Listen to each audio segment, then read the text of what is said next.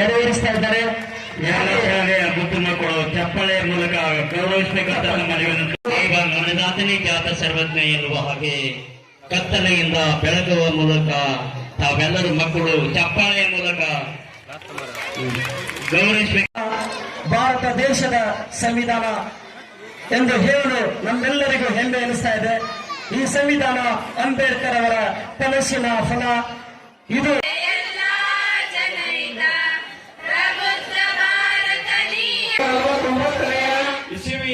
ಇಸವಿಯ November ತಿಂಗಳ 26ನೇ ದಿನದಂದು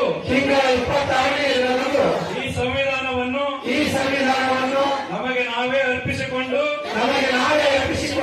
ಅಂಗೀಕರಿಸಿ ಶಾಸನವಾಗಿ ವಿಧಿಸಿಕೊಂಡಿದ್ದೇವೆ. ಧನ್ಯವಾದಗಳು.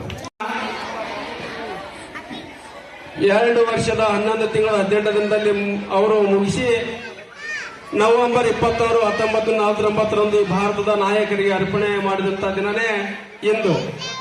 ಅದಕ್ಕಾಗಿ ನಾವಿವತ್ತು ಅಂದ್ರೆ ಈ ಮೋದಿಯವರು ಈ ದೇಶದ ಪ್ರಧಾನಮಂತ್ರಿ ಆದಮೇಲೆ ಅಂದ್ರೆ ಅಂದಾಜು 2015ರಲ್ಲಿ ಫಸ್ಟ್ ಇದು ಕಾನೂನು ದಿನ ಅಂತೇಳಿ ಆಚರಣೆ ಮಾಡ್ತಿದ್ರು. ಆದ್ರೆ ನರೇಂದ್ರ ಮೋದಿ ಅವರು ಇದನ್ನ ವಿಚಾರ ಇಟ್ಟುಕೊಂಡು ಇದು ಬಾಬಾ ಸಾಹೇಬ್ರ ಶ್ರಮದಿಂದ ಬಂದಿರತಕ್ಕಂತ ಸಂವಿಧಾನ ದಿನವನ್ನ ನಾವಿವತ್ತ ಸಂವಿಧಾನ ಸಮರ್ಪಣಾ ದಿನ ಅಂತಕ್ಕಂಥ ಘೋಷಣೆಯನ್ನ ಮಾಡಿ ಸರ್ಕಾರಿಯ ಕಾರ್ಯಕ್ರಮಗಳಲ್ಲಿ ಮಾಡ್ತಕ್ಕಂಥ ಅವಕಾಶ ಮಾಡಿ ಕೊಟ್ಟಿದ್ದಕ್ಕಾಗಿ ಇವತ್ತು ದೇಶ ತುಂಬೆಲ್ಲ ಇವತ್ತು ಸಂವಿಧಾನ ದಿನ ಆಚರಣೆ ಮಾಡಕ ಅವಕಾಶ ಆಗೈತೆ ಬಂಧುಗಳೇ.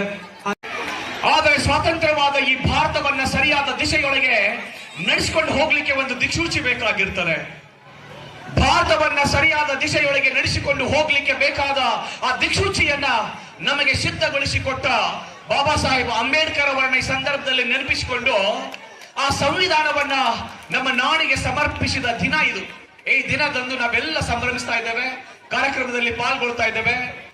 ಒಂದು ಮಾತು ವಿದ್ಯಾರ್ಥಿಗಳೇ, ಈ ಹಿಂದೂಗಳಿಗೆ ಭಗವದ್ಗೀತೆ ಇದೆ, ರಾಮಾಯಣ, ಮಹಾಭಾರತ, ಉಪನಿಷತ್ತುಗಳು ನಮ್ಮ ಮಹಾಗ್ರಂಥಗಳು.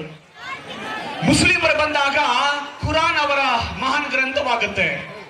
ಕ್ರಿಶ್ಚಿಯನ್ಸ್ ಬಂದಾಗ ಬೈಬಲ್ ಒಂದು ಮಹಾನ್ ಗ್ರಂಥವಾಗುತ್ತೆ. ಆದರೆ ಹಿಂದೂ, ಮುಸಲ್ಮಾನ್, ಕ್ರಿಶ್ಚಿಯನ್ರೆಲ್ಲರೂ ಕೂಡ ಬದುಕ್ತಾ ಇರುವ ಈ ಭಾರತದ ಜನರೆಲ್ಲರಿಗೂ ಒಂದು ಏಕ ಗ್ರಂಥ ಬೇಕಾಗಿತ್ತಲ್ಲ. ಆ ಗ್ರಂಥ ಬೇಕಾದಾಗ ಅದನ್ನ ಕೊಟ್ಟವರು ಬಾಬಾ ಸಾಹೇಬ್ ಅಂಬೇಡ್ಕರ್ ಅವರು. ಅದು ಸಂವಿಧಾನದ ರೂಪದಲ್ಲಿ ಅನ್ನೋದನ್ನ ಈ ಸಂದರ್ಭದಲ್ಲಿ ನಾವು ನೆನಪು ಮಾಡಿಕೊಳ್ತಾ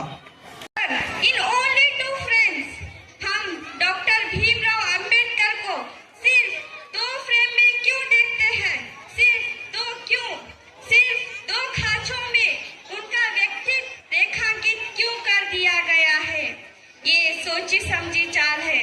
अगर आप सभी ने देखा होगा डॉक्टर भीमराव अंबेडकर को एक सूट बूट पहने हुए संविधान की खिताब हाथ में पकड़े हुए, ಆದರೂ ಕೂಡ ಬ್ರಿಟಿಷರ ಶೋಷಣೆಯಿಂದ ಮನನೊಂದಿರತಕ್ಕಂಥ ಈ ದೇಶದ ಸ್ವಾತಂತ್ರ್ಯ ಹೋರಾಟಗಾರರು ನಾವೆಲ್ಲರೂ ಕೂಡಿ ಈಗಿನ ಪಾಕಿಸ್ತಾನ್, ಈಗಿನ ಪೂರ್ವ ಬಾಂಗ್ಲಾದೇಶ್, ಹಿಂದಿನ ಬರ್ಮಾ, ಈಗಿನ ಭಾರತ, ಎಲ್ಲಾ ದೇಶಗಳು ಕೂಡಿ ಅಖಂಡವಾಗಿರ್ತಕ್ಕಂಥ ಭಾರತ ದೇಶದಲ್ಲಿ ನಾವು ಬ್ರಿಟಿಷರ ಶೋಷಣೆಯಿಂದ ನಾವು ಒಂದಾಗಬೇಕು ಅಂತ ಹೇಳಿ ಹೋರಾಟ ಮಾಡಿ ಅವರನ್ನ 1947 ಆಗಸ್ಟ್ 15ಕ್ಕೆ ನಮ್ಮನ್ನ ಅವರಿಗೆ ಮರಳಿ ಕಳಿಸ್ತಕ್ಕಂಥ ಕೆಲಸ ಮಾಡ್ತೀವಿ. ಆದ್ರೆ ಭಾರತ ದೇಶ ಹೇಗೆ ನಡಿಬೇಕು ಅಂತಕ್ಕಂಥ ವಿಚಾರದಲ್ಲಿ ಸಂವಿಧಾನ ಇರಲಿಲ್ಲ. ಆ ಕಾರಣಕ್ಕಾಗಿ ಸಂವಿಧಾನ ರಚನೆ ಮಾಡಬೇಕಾಗಿರ್ತಕ್ಕಂಥ ಅನಿವಾರ್ಯತೆ ಇತ್ತು. ಆ ಜವಾಬ್ದಾರಿಯನ್ನ ಡಾಕ್ಟರ್ ಬಾಬಾ ಸಾಹೇಬ್ ಅಂಬೇಡ್ಕರ್ ಅವರನ್ನು ಬಿದ್ದು, ಈಗ ತಾನೇ ಮಾತಾಡಿರ್ತಕ್ಕಂಥ ನಮ್ಮ ಉಪನ್ಯಾಸಕರು ಹೇಳಿದ್ರು, ಡಾಕ್ಟರ್ ಬಾಬಾ ಸಾಹೇಬ್ ಅಂಬೇಡ್ಕರ್ ಅವರ ಮೇಲೆ ಬಿತ್ತು. ಹಾಗಾಗಿ 2 ವರ್ಷ 11 ತಿಂಗಳು 18 ದಿನಗಳ ಕಾಲ ಈ ದೇಶದ ಸಂವಿಧಾನವನ್ನು ಬರೆದರು. ಕಾರ್ಯಕ್ರಮ ನಮ್ಮ ವೈಸಿ ಮಯೂರ್ ಸರ್ ಹೇಳಿದಂಗೆ ಇಂಥ ಕಾರ್ಯಕ್ರಮಗಳು ಕೇವಲ ಜಿಲ್ಲಾ ಮಟ್ಟದಲ್ಲಿ ಆಗ್ತಾವ ಅಥವಾ ರಾಜ್ಯ ಮಟ್ಟದನ್ನ ಸಣ್ಣ ಗ್ರಾಮದಲ್ಲಿ ಇಷ್ಟೊಂದು 1000 ಜನಸಂಖ್ಯೆಯ ವಿದ್ಯಾರ್ಥಿಗಳು ಮತ್ತು 11,000 ಜನಸಂಖ್ಯೆಯ ಎಲ್ಲ ಹಿರಿಯರನ್ನು ಸೇರಿಸಿ ಮಾಡ್ತಾ ಇದ್ದಾರಲ್ಲ, ಅದು ಬಹಳ ಶ್ಲಾಘನೀಯವಾದದ್ದು. ಈ ಒಂದು ಸಂವಿಧಾನದ ಒಂದು ಅರಿವು ಮೂಡಿಸುವಂತಹ ಕಾರ್ಯಕ್ರಮ ಹಳ್ಳಿಯಿಂದ ಅದು ಇನ್ನೂ ಹೆಚ್ಚಿನ ಮನೆಗೆ ಮುಟ್ಟುವಂತಾಗಲಿ ಅಂತ ಆಶಿಸಿ ಈ ಕಾರ್ಯಕ್ರಮದಲ್ಲಿ ನನಗೆ ಭಾಗವಹಿಸಲು ಅವಕಾಶವನ್ನು ಮಾಡಿಕೊಟ್ಟು ವಿದ್ಯಾರ್ಥಿಗಳಿಗೆ ಅನುಕೂಲ ಆಗಲಿ ಅಂತ ಹೇಳಿ ನೋಟ್ಬುಕ್ ವಿತರಣೆಗೆ ಅವಕಾಶವನ್ನು ಮಾಡಿಕೊಟ್ಟಂತಹ ಯಾವತ್ತು ಈ ಊರಿನ ಈ ಶಾಲೆಯ ಎಲ್ಲ ಶಿಕ್ಷಕ ವೃಂದಕ್ಕೂ ಮತ್ತು ಶಾಲಾ ಸುಧಾರಣಾ ಸಮಿತಿಯ ಅಧ್ಯಕ್ಷರಿಗೂ ಮತ್ತು ಸರ್ವ ಸದಸ್ಯರಿಗೂ ನಾನು ಅನಂತ ಕೃತಜ್ಞತೆಗಳನ್ನು ಸಲ್ಲಿಸಿ ತಮ್ಮೆಲ್ಲರಿಗೆ ಮತ್ತೊಮ್ಮೆ ನಮಸ್ಕರಿಸಿ ನನ್ನ 4 ಮಾತುಗಳನ್ನು ಮುಗಿಸ್ತಾ ಇದ್ದೀನಿ. ಜೈ ಹಿಂದ್, ಜೈ ಕರ್ನಾಟಕ. ಈ ವಿದ್ಯಾರ್ಥಿಗಳು ವೇದಿಕೆ ಅಂತ ಬರಬೇಕು.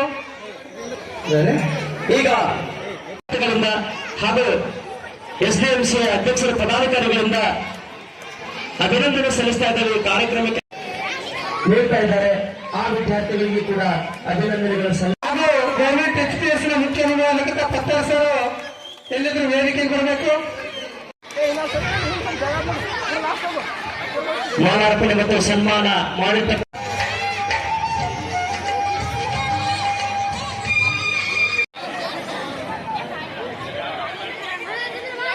ಈಗ ಸಂಪತ್ತು ಆ ಒಂದು ಮ್ಯಾಟ್ ಮೇಲೆ ಕುತ್ಕೊಳ್ಳಿ ಕುರ್ಚಿ